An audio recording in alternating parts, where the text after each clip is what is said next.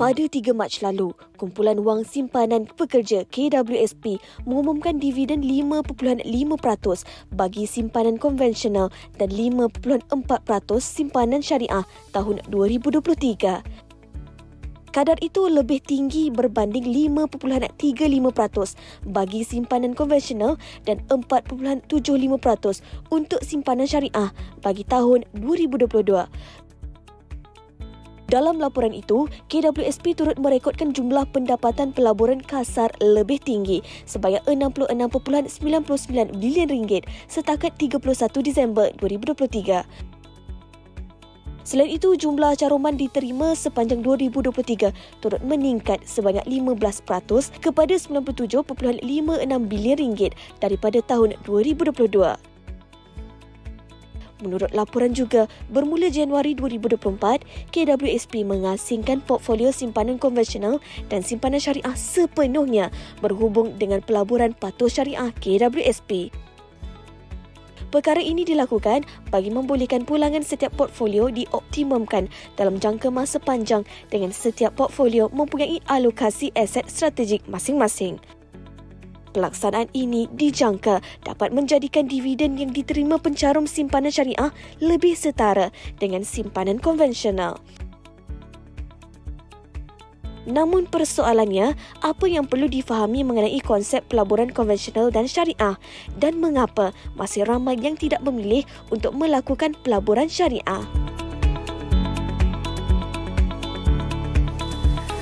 Pelik juga ya, mengapa masih ramai rakyat Malaysia tidak tahu akan perkara ini. Jadi mengikut kajian kita, agak-agak dalam 70% rakyat Malaysia yang beragama Islam masih belum bertukar dari konvensional ke patuh syariah. Jadi semua ini insya-Allah kita akan bawa ke depan. Ya, dengan itu kami sebenarnya ada seseorang yang akan menerangkan dengan lebih jelas dan persoalan-persoalan yang terbuku di hati kami mewakili rakyat Malaysia dan juga yang menonton Malaysia hari ini. Jadi kita bersama dengan Profesor Madya Dr. Ahmad Razman Abdul Latif, pengarah program MBA Putra Business School. Assalamualaikum.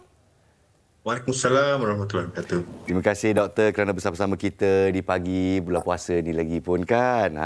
Sangat-sangat appreciate. Jadi kita nak kongsikan statistik yang kita baru saja war-warkan.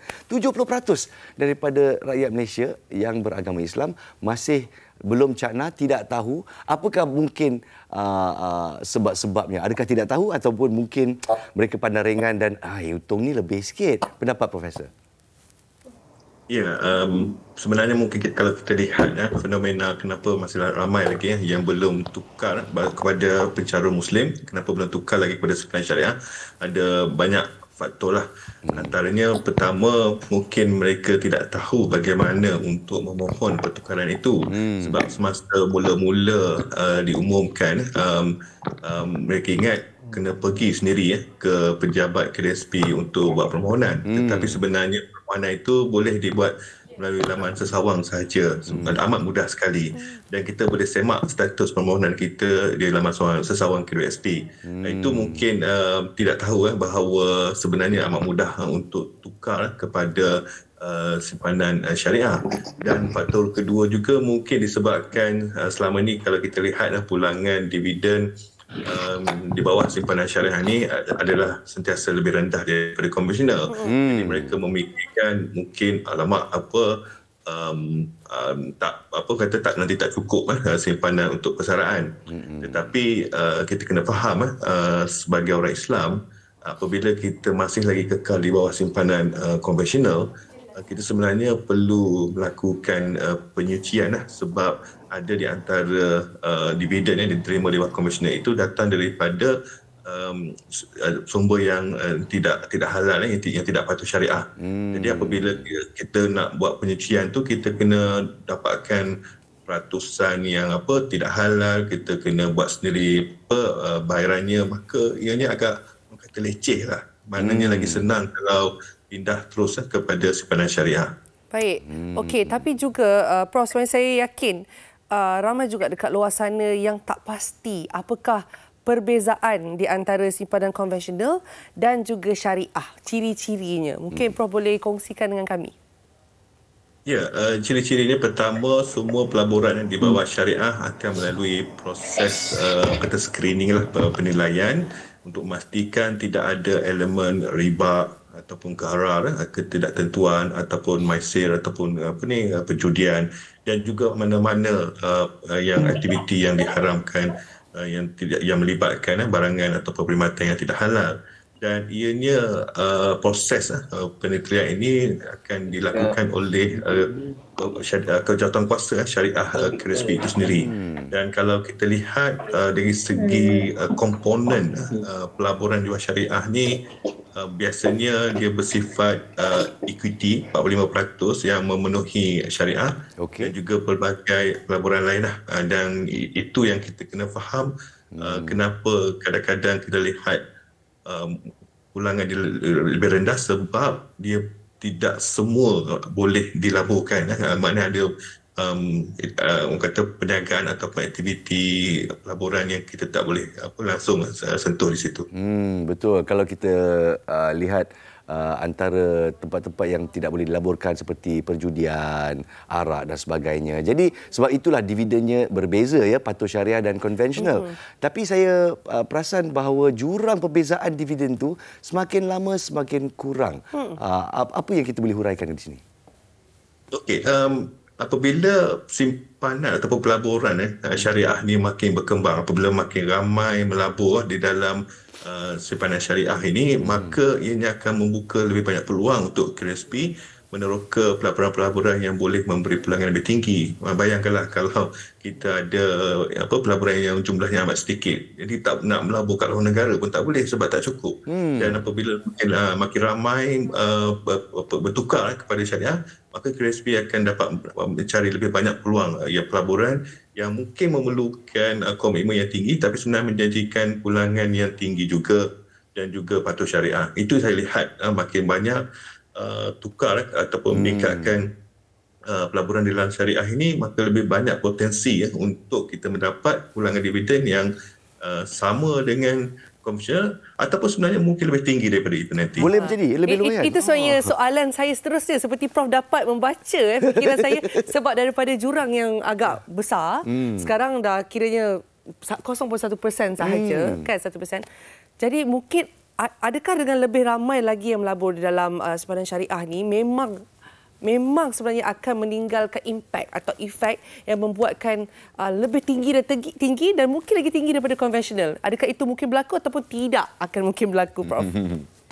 Ya, apabila kita melihat fenomena global sekarang, banyak pelabur antarabangsa sudah mula pergi ke arah pelaburan yang bertemakan environmental, social, governance. Malahan dana yang paling terbesar di dunia, Norwegian Trust tu pun yang mempunyai lebih daripada $1 trilion dia punya aset itu pun tidak sewenang-wenangnya melabur di mana-mana. Mereka akan pergi ke yang mempunyai ESG ranking atau rating yang tinggi ataupun yang tidak terlibat dalam pembuatan senjata, perjudian dan sebagainya. Jadi apabila ini berlaku, apabila pelabur pun sudah mula mencari pelaburan yang beretika dan amat mudahlah untuk pelaburan-pelaburan ini juga bersifat syariah compliant, maka akan lebih banyak lagi sebenarnya potensi untuk kita melabur di situ. Peniaga, syarikat juga akan memastikan mereka patuh syariah, dan ini akan menjadi komponen pelaburan yang besar. Dan inilah juga yang saya lihat boleh membuka peluang kalau satu dunia pergi ke arah yang kata bukan saja patuh syariah tetapi memastikan kepatuhan kepada ESG ataupun sekarang kita lihat United Nations SDG Sustainable Development Goal itu, semua itu akan menjurus kepada potensi untuk mendapatkan dividen yang lebih tinggi nanti. Bagus. Satu yang rakyat patut cakna terutama yang beragama Islam. Jadi sekarang saya ada satu senario doktor. Katakan saya baru tengok wawancara ni dan saya astaghfirullahalazim, saya baru tahu. Okey, saya pergi ke KWSP, tak kisahlah. Saya ke atas talian, saya gunakan account saya untuk tukar kepada patuh syariah. Tapi macam mana dengan tahun-tahun sebelum ini, doktor ada kata tentang pembersihan dividen-dividen kita. Jadi boleh ceritakan sikit tentang mekanismenya, terutamanya kalau kita baru tukar, sebelum ni kita dah ada mengambil dividen daripada konvensional dan mungkin sumber-sumber yang tidak halal. Jadi macam mana kita nak menyucikan dia tu? Apa proses dia?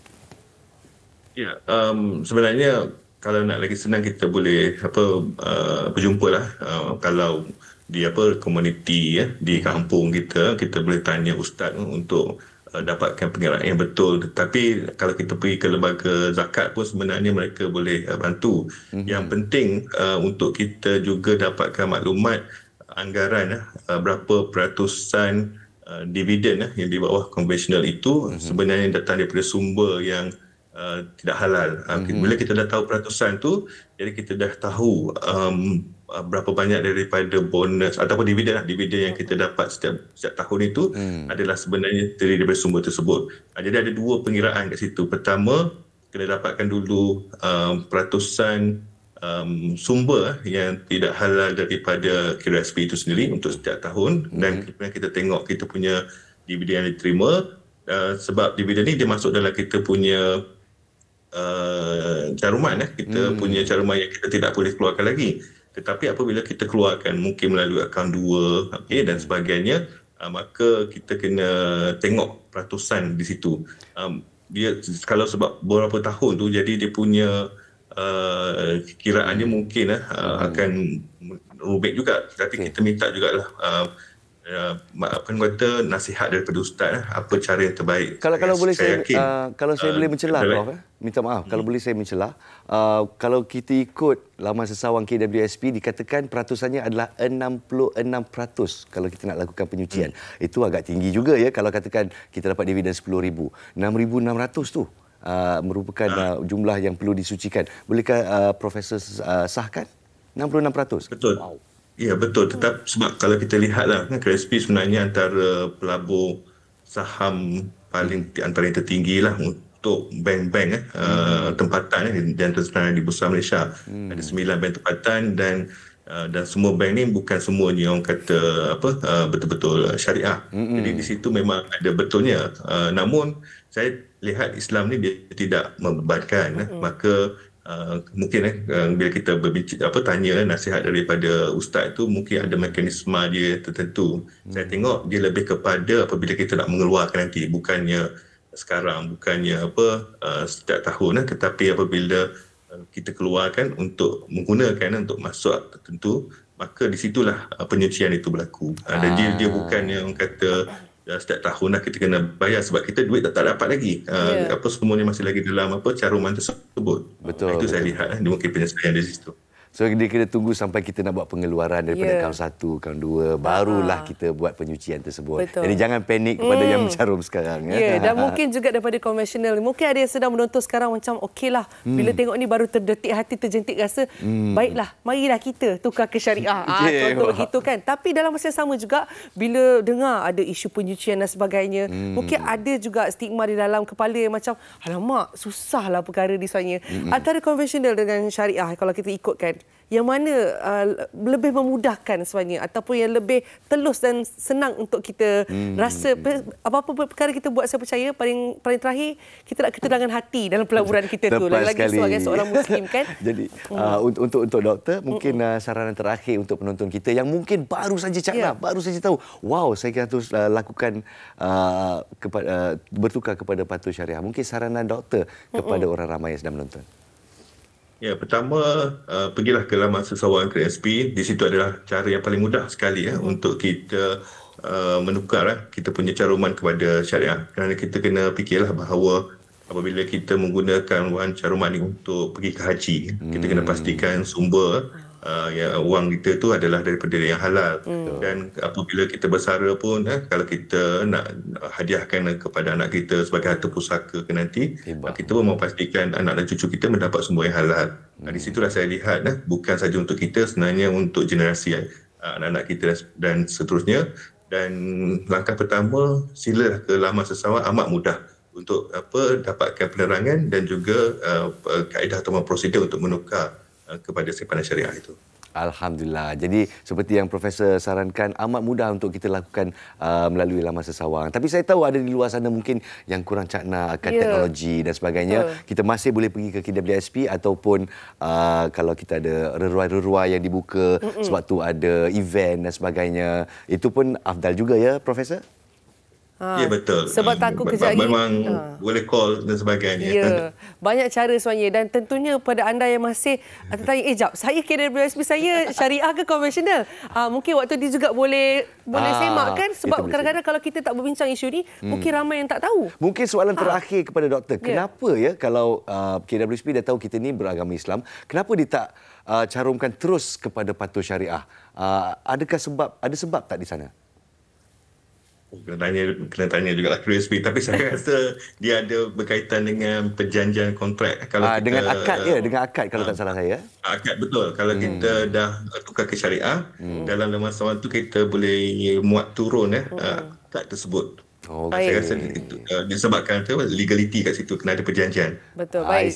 Bagi saya, maksudnya bila kita dengar penjelasan yang sangat jelas daripada Prof, membuatkan kita rasa macam, okey, apakah pilihan kita sebagai seorang Muslim? Hanya satu pilihan. Betul. Pilihan itu adalah bagi saya, adalah memang syariah. Sebab itu adalah satu perkara yang bebas daripada membuat kita rasa ragu-ragu dan sumber yang halal sebagai seorang Muslim. Alhamdulillah. Terima kasih sekali lagi diucapkan kepada Profesor Madya Dr. Ahmad Razman Abdul Latif, pengarah program MBA Putra Business School. Semoga terus jangan serik dengan kita. Terima kasih, Profesor. Selamat datang, Prof. Terima kasih.